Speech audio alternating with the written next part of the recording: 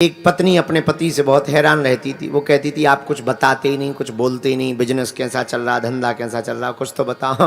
तो पति बोला रहने दो, सब ठीक है, अच्छा है, तुम तो काम धाम देखो, भोजन भजन करो, आनंद से घूमो फिरो, बस प्रेम से रहो। पत्नी बोली वाह, हम तुम्हारी पत्नी है, अर्धांगिनी है, कुछ तो पता चलना चाहिए, टेंशन में रहते। अब पति ने सोचा कि तुम पे इतना हमें भरोसा नहीं है, तुम प्रचार कर देती हो और हमारा काम धंधा थोड़ा सा अलग टाइप का है। पत्नी बोली आप हम पे भरोसा तो करो, हम नहीं बताएंगे किसी को। एक दिन पति ने ट्राई किया, झूठ मूठ का, बेचारा ऐसा मुंह लटका के बैठ गया। पत्नी बोली क्या बात है? बोले क्या बताएं? अरे नहीं बताओ क्या बात है। पति बोला क्या बताएं, आज हम झाड़े जंगल गए, समझ जाओ पेट साफ करने। बोले आज हम झाड़े जंगल गए तो कौवा का पंख निकला पेट से। पत्नी बोली अरे राम राम राम। पर पति बोला सुनो, बताना नहीं किसी को। पत्नी बोली हम क्यों बताएंगे? पर महाराज बुरा ना मानना, एक बात बताओ, कौवा का पंख पेट में कहां से आया? पति बोला हमें ये पता नहीं। अच्छा, पति तो चला गया काम धंधे में। अब पत्नी बेचारी टेंशन में, कहीं कौवे ने अंडे तो नहीं रख लिए, घोंसला तो नहीं बन गया। अब इतने में पड़ोसन आई, क्या बात है दीदी आज मुंह लटका है? नहीं कोई बात नहीं। अरे दीदी क्या बात, हमें बताओ, हम तुम्हारी सहेली हैं, हम थोड़ी किसी को बताएंगे। अरे नहीं वो बताने में, अरे तुम्हें हमारी कसम है दीदी। अच्छा चलो तुम किसी को बताना नहीं। बोले क्या? बोले क्या बताएं, आज पप्पू के पापा को कौवा का पंखा निकला। अब पड़ोसन ने अपनी सहेली को बताया। उसने कहा अरे तूने सुना? बोले क्या? वो नहीं है पप्पू के पापा? बोले हाँ, उसके पेट से कौवा निकला। उसने तो पंखा बताया था, इसने कौवा बना दिया। अब उसकी सहेली ने अपनी सहेली से बताया, अरे तुमने सुना क्या? वो नहीं रहते पप्पू के पापा? बोले हाँ, उनकी पेट से तो रोज सुबह झाड़े जंगल में कौवा निकलते हैं। उसने अपनी सहेली से, अरे क्या बताएं, तुमने सुना क्या? वो नहीं रहते दुकानदार पप्पू के पापा? बोले हाँ, उनके पेट से रोज कौवा ही कौवा निकलते हैं। पूरे गांव में हल्ला हो गया। अब तो गांव वाले रोज देखें मकान पे, अच्छा पहले कौवा होते ही बहुत थे, और मकान पे कौवा बैठा देखे हैं, आज निकला। एक दिन वो बेचारा लोटा लेके गया जंगल, झाड़े जंगल, पेट साफ होना, गांव वाले पीछे पीछे के चलो देखें कैसे निकलते हैं। हाँ, अब इसने कहा बड़ी आफत। तो गांव वाले छिप गए। अब ये बैठा, जैसे ही बैठा, किस्मत की बात, जिस पेड़ के नीचे बैठा था उस पर कौवा बैठी थी। गांव वाली बोली देख देख देख देख देख, पीला पीला है। अरे एक बोला नहीं गीला है, लगता है अभी अभी निकला। अब वो बेचारा लोटा वोटा करके बाहर आया। गांव वाले हाथ जोड़ के खड़े हुए, कहा भैया कब से निकल रहे? ये बोला क्या? अरे बोले नहीं, ये हमें समस्या समझ में नहीं आई। तुम आदमी हो और भैया ये पेट में चोंच नहीं मारती? तो अब इसके दिमाग खराब, इसे पता ही नहीं था। तो बोले क्या? अरे अब समझदार हो तुम। अब क्या तो ठीक है, एक दिन में कितने कौवा निकल आते हैं? अब इसका दिमाग खराब। बोले कौवा निकल आते हैं? किसके निकल आते हैं? अरे बोले तुम्हारे, ये देखो पीला छपा हुआ है। इसने कहा कौवा कहां निकले? और गांव वालों ने पूरी बात बताई। तब इसे ध्यान आया कि देवी जी को जो वो कौवा का पंख बताया था, उसी के कौवा बन गए जी।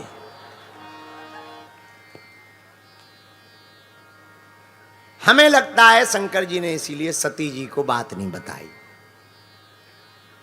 तो देवियों को किसी भी बात का प्रचार करना हो, माताओं को बता दो, माताओं के पेट में नहीं खटाती।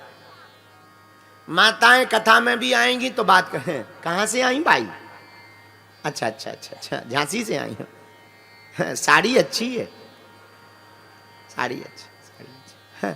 हमारे तो पति देव एक बार पीली ले आए थे, फिर उनकी आंखों में चुभन लगी थी, सो फिर उन्होंने कलर लाई नहीं।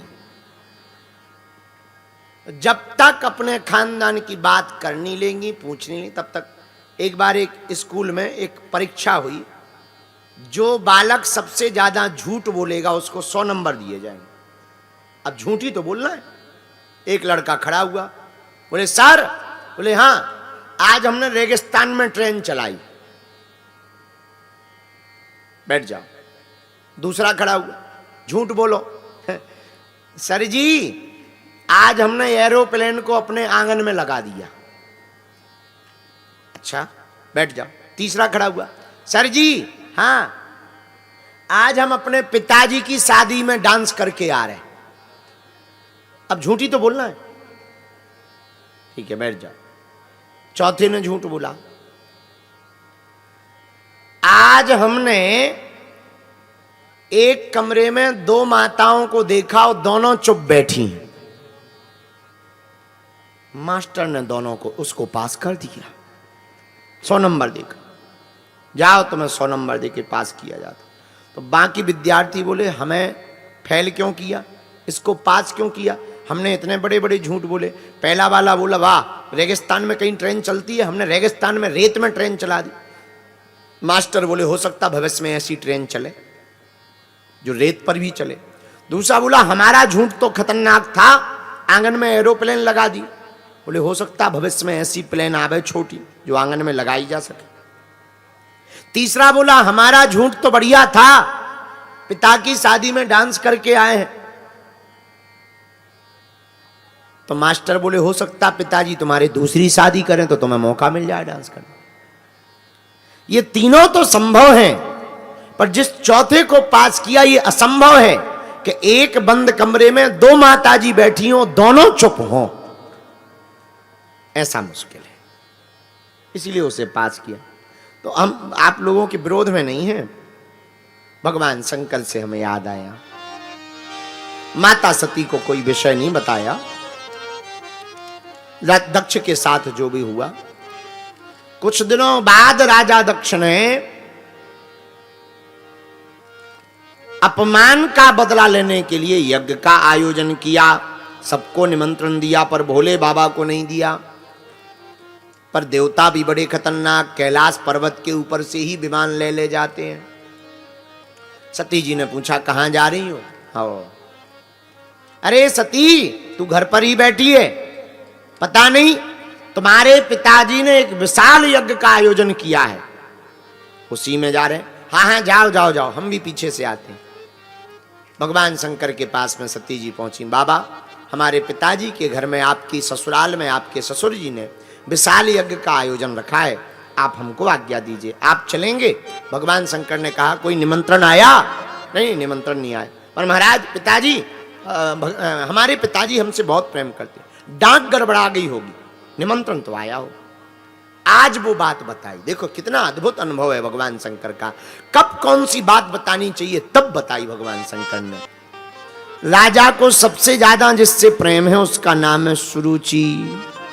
ये सबका हाल है, सबकी 2 प्रकार की बुद्धि होती है, वही 2 पत्नियां हैं, सुनीति और सुरुचि। ज्यादातर लोगों को सुरुचि ही प्रिय है, अपनी रुचि, जिसमें अपना मन करे वही करना। शास्त्र जो कह रहे वो कई बार खपड़ मंजन लगता है लोगों। हाँ, अरे महाराज शास्त्र की बातें हैं, कहना तो ठीक है, जीवन में उतारना बड़ा कठिन। बोलो सीताराम, जोर से बोलो जरा, और जोर से बोलो। देखो बुरा ना मानना, सुरुचि के अनुसार करना तो अच्छा है, पर परिणाम बहुत बुरा है। मन करे कि उठो ना पड़े ही रहो, तो कुछ दिन बाद तुम्हारे बैकसूल हो जाएंगे, थोड़ा पड़ जाएंगे। कोई काम ना करो जाए, केवल पड़े रहो खाते रहो, तुम देखना एक दिन तुम पागल हो जाओगे बहुत जल्दी।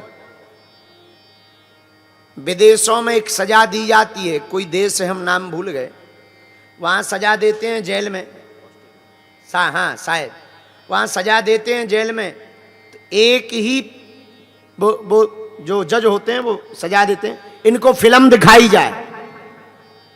अब जब पहली बार कोई आदमी सुनता है तो बड़ा खुश होता है, अरे भाई पिक्चर देखना दिखाने की सजा है, क्या गजब की सजा। तुम लोग भी कहोगे ये सजा तो हमें भी मिलनी चाहिए। लेकिन रुको, उसके नीचे की लाइन में जज कह देता, मजिस्ट्रेट, एक ही पिक्चर को 5 साल तक दिखाया जाए। 100 आदमी का दिमाग खराब। 1 बार 2 बार 5 बार 10 बार 30-35 बार में वो कहने लगता कोड़े चाय घलवा दो, घोड़ा चढ़वा दो, ऊंट से पटकवा दो, पर जा सजा माफ करवा दो। एक ही चीज देखा देखा। कई बार हमें एक आदमी मिला, खैर आप लोग नहीं ऐसा करना, ये हमारा ज्ञान नहीं है, उसका ज्ञान है। एक आदमी हमें मिला, हमका क्यों तुम त्रियाचरित्र क्यों करते हो? बोले एक को देख देख के मन भर गया। हमका ठटरी के बरे नक कटा, शर्म नहीं आती तुझे अपने मन से? ये अपराध है, महापाप है, नरक जाओगे नरक। तो सुरुचि सबको प्रिय, सुनीति बहुत कम लोगों को प्रिय, पर सुरुचि का परिणाम भयावह होता, सुनीति का परिणाम बहुत बढ़िया होता है। सुनीति मतलब शास्त्र की नीति के अनुसार जीवन जीना। बोलो सीताराम, जोर से बोलो जरा, और जोर से बोलो। सुरुचि रहती थी राजा के पास, सुनीति जी थोड़ा दूर।